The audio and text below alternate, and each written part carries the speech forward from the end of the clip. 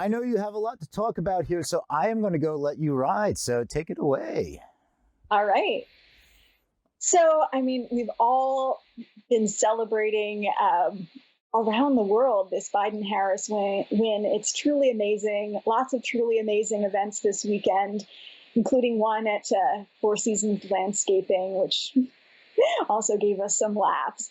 But if you're like most people I know, you spent all of last week leading up to the weekend biting your nails, pacing around your apartment, feverishly expressing your anxieties on social media while waiting for the votes to be counted.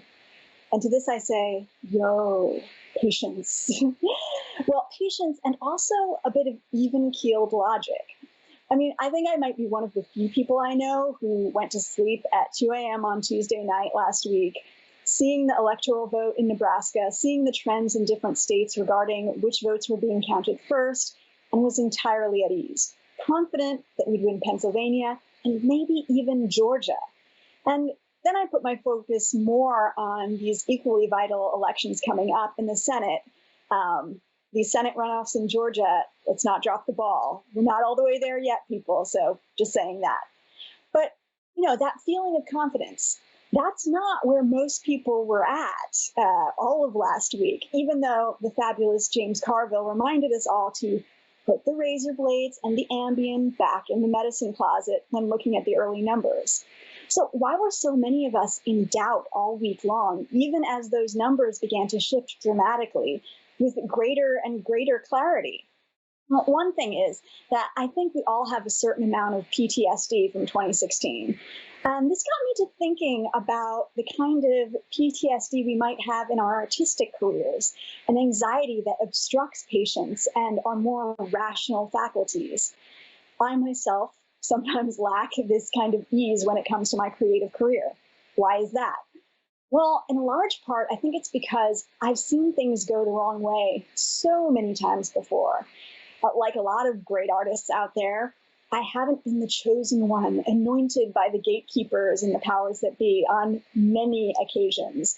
And it becomes pretty hard to keep the faith and imagine that continued effort will yield change. And so it's easy to engage in stress and anxiety rather than the calm knowingness that I will win the long game. Because gatekeepers, I will win the long game. Just to let you know, putting you on notice about that. But anyway, it's not news that like stress and patience are antithetical.